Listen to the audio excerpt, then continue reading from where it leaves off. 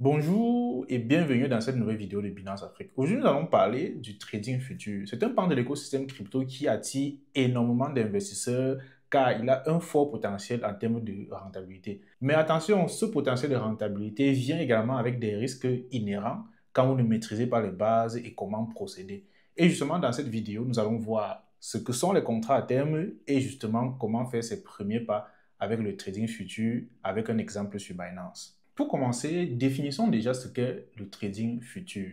Le trading de futures ou encore en anglais futures trading, qui signifie tout simplement en français le trading de contrats à terme, vous permet tout simplement d'acheter et de vendre un actif sans réellement détenir cet actif. Donc en réalité, vous pouvez acheter et vendre du Bitcoin sans réellement détenir ce qu'on appelle le sous-jacent. Donc avoir du Bitcoin dans votre portefeuille que vous pouvez retirer justement pour envoyer vers vos autres wallets. Donc, dans le trading de futures, vous allez trader un actif que vous ne possédez pas réellement. Futures signifie en français contrat à terme. Et un contrat à terme est un contrat qui relie deux parties pour acheter aujourd'hui un actif, mais avec une date d'exécution ultérieure. Je m'explique.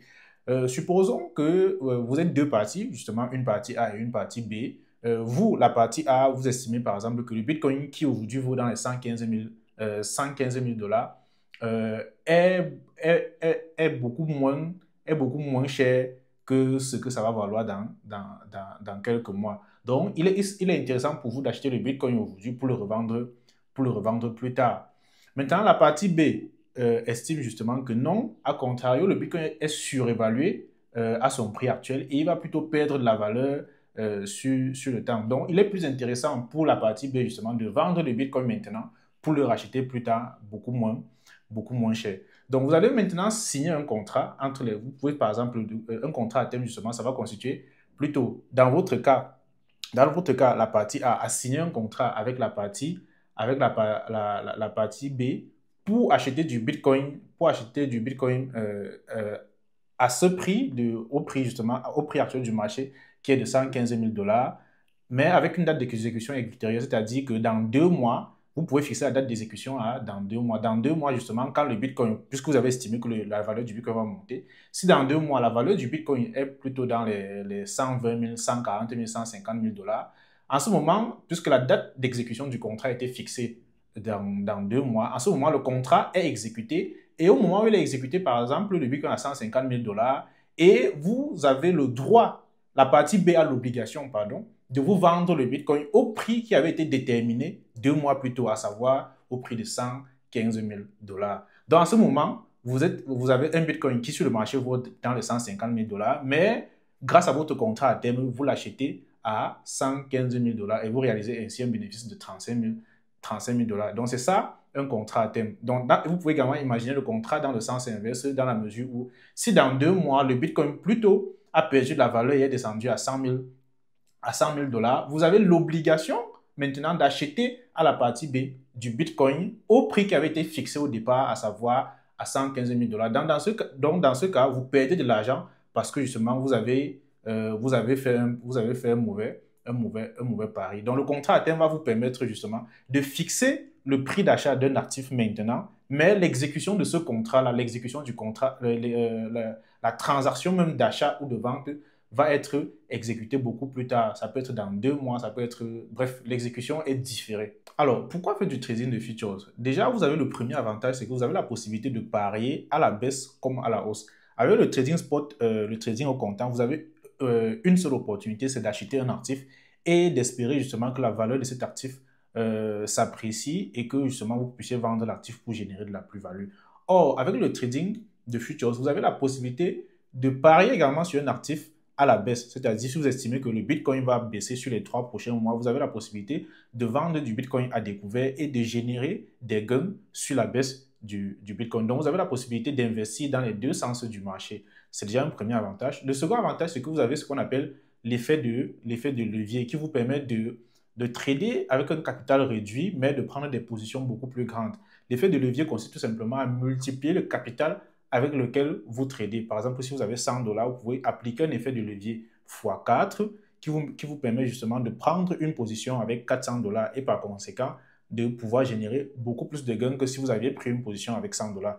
Mais attention, l'effet de levier a cet avantage de vous permettre de multiplier votre capital, mais il est également dangereux quand vous l'utilisez, quand vous utilisez un effet de levier trop élevé, parce que l'effet de levier amplifie également la volatilité du marché. Car si vous pouvez gagner 4 fois plus avec un effet de levier x4, vous pouvez également perdre 4 fois plus avec un effet de levier x4. Donc, il faut prendre cela en compte lorsque vous utilisez l'effet de levier. Et généralement, il est recommandé d'utiliser un effet de levier assez raisonnable. Ok. Ensuite, le dernier avantage à considérer concernant le trading futur, c'est que il peut également vous permettre d'appliquer une stratégie qu'on appelle le hedging. Le hedging, c'est une stratégie qui consiste tout simplement à couvrir une position A avec une position B. Je vais prendre un exemple banal. Vous avez acheté du Bitcoin sur le marché spot, à peu près, vous avez acheté peut-être, je ne sais pas moi, 10 000 dollars de Bitcoin, 5 000 ou 500 dollars de Bitcoin, peu importe, mais vous avez acheté du Bitcoin. Mais selon vos analyses, vous constatez que sur le court moyen terme, le Bitcoin va perdre en valeur. Lorsque le Bitcoin va perdre en valeur, forcément, vous allez perdre de l'argent sur votre investissement initial sur spot. Donc, vous pouvez maintenant prendre une autre position, une position de trading sur le marché futur pour parier à la baisse sur Bitcoin. Donc, ça va faire par exemple que pendant que vous perdez de l'argent sur votre investissement spot, vous allez gagner de l'argent sur votre investissement, sur votre position de trading sur le marché futur. Donc, l'argent que vous aurez généré au niveau du trading futur va servir justement à compenser vos pertes au niveau du marché spot. Mais attention, c'est une stratégie aussi qui a son revers, c'est-à-dire que si vous pariez à la baisse et que, voilà, votre analyse s'avère incorrecte et que le marché monte plus tôt, vous allez perdre de l'argent sur votre position future. C'est vrai que même dans ce cas, justement, ça va rebalancer et les gains que vous aurez générés au niveau du spot vont servir à compenser les pertes générées au niveau du futur.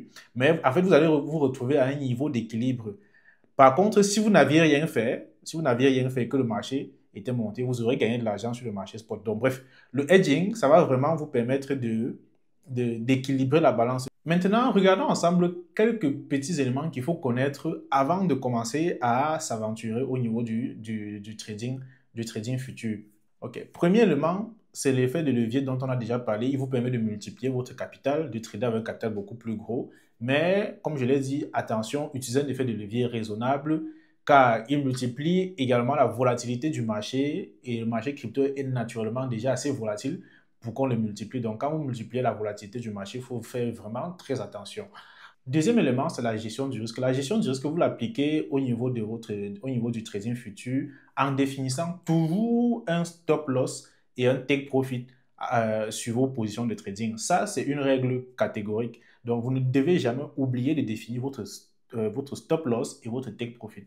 Alors, le take profit ici signifie tout simplement le point auquel vous allez prendre les bénéfices. Donc, à quel niveau, à quel palier vous décidez de fermer votre position et récupérer les bénéfices engendrés. Le stop loss, par contre, maintenant, c'est la ceinture de sécurité que vous définissez justement pour couper les pertes quand vous avez estimé que par rapport au capital investi, vous avez déjà trop perdu. Vous pouvez définir qu'à 20% de perte, voilà, vous coupez la position à 50%.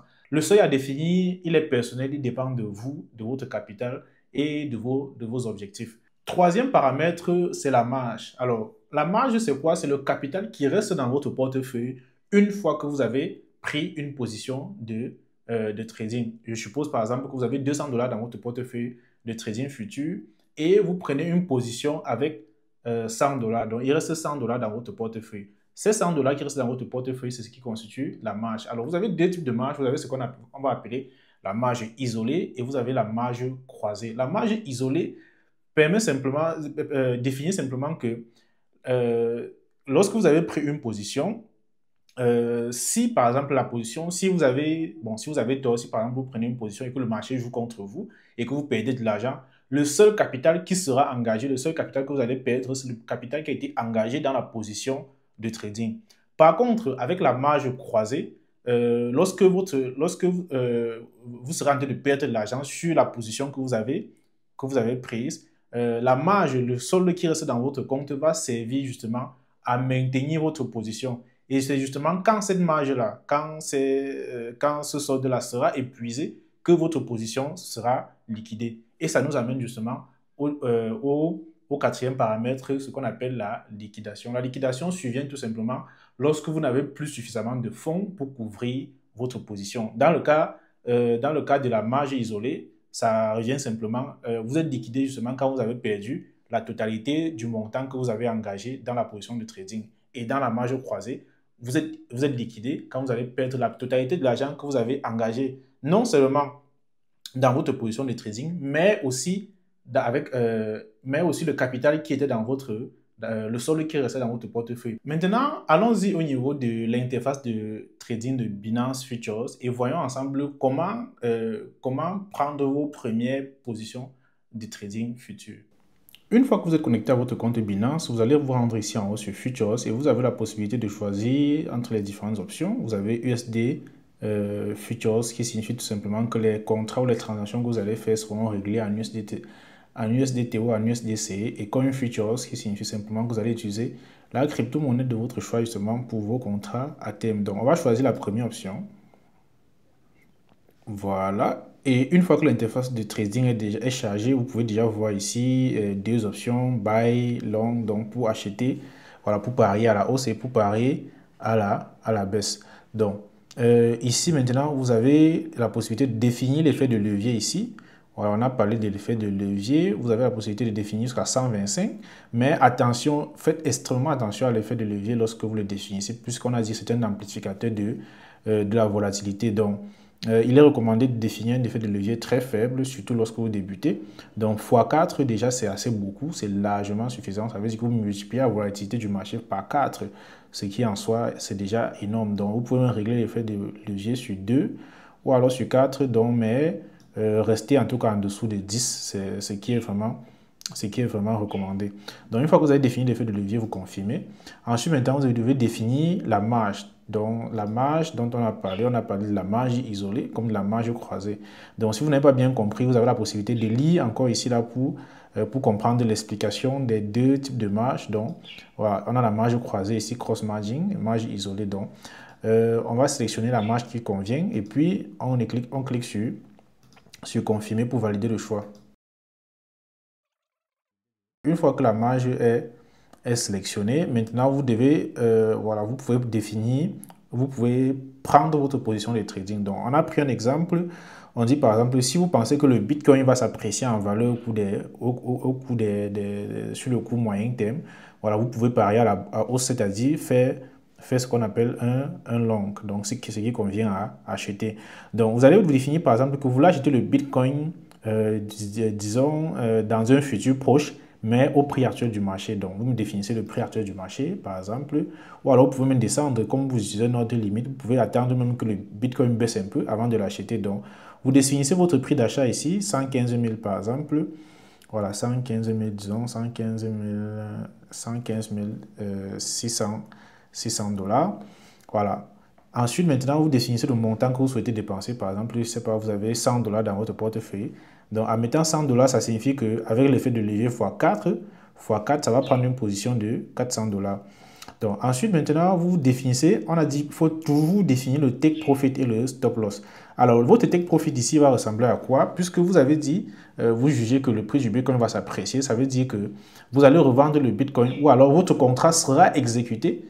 Vous allez exécuter votre contrat quand le prix du Bitcoin sera largement supérieur au prix actuel du marché. Donc, vous pouvez définir votre take profit par exemple à 150 000 dollars.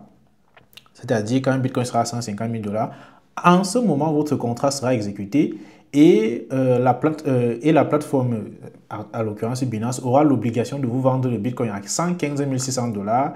À 115 600 dollars, ce qui va vous permettre de réaliser une marge de près de 35 000 dollars si vous aviez acheté, voilà, si vous aviez acheté un Bitcoin. Donc, ensuite, maintenant, le stop loss, si le Bitcoin, par contre, perd de la valeur, pas dans l'autre sens, vous allez perdre de l'argent. Donc, ici, vous allez définir un stop loss qui sera en dessous du prix actuel du marché. Donc, vous pouvez mettre, par exemple, 100 000 dollars. Donc, si le Bitcoin baisse de 15 000 dollars, voilà, vous coupez votre position et vous limitez les pertes. Donc, une fois que vous avez défini ça, vous allez cliquer sur Buy et puis votre ordre sera placé ici. Et voilà, donc vous allez suivre maintenant constamment pour voir si vous gagnez de l'argent ou si vous en perdez. Donc, ensuite, maintenant, vous pouvez également faire un short. Alors, le short, maintenant, va correspondre à quoi? Ça va correspondre tout simplement à vous dire que le prix du Bitcoin a parié sur la baisse du Bitcoin. C'est-à-dire que, voilà, vous allez définir un prix d'exécution, le prix d'exécution de votre contrat. On peut maintenir le même prix, par exemple, 115 600 $. Donc, vous mettez 100 $, avec un effet de levier x 4, ça fait 400 $, une position de 400 $. Donc, ça veut dire que si le Bitcoin maintenant, lui, baisse par exemple jusqu'à 80 000 $, jusqu'à 80 000 $, la plateforme va vous permettre de lui vendre votre Bitcoin à 115 000 $. Donc, vous allez vendre votre Bitcoin à Binance beaucoup plus cher que le prix normal du marché qui en ce moment-là sera 80 000 $. C'est ça que le short signifie, qu'on a expliqué tout à l'heure. Donc, maintenant, au niveau du take profit, vous pouvez mettre votre take profit, par exemple, je ne sais pas moi, à 80 000 $, par exemple. Et puis, vous pouvez mettre votre stop loss, voilà, peut-être au-dessus, voilà, même à 130 000 $.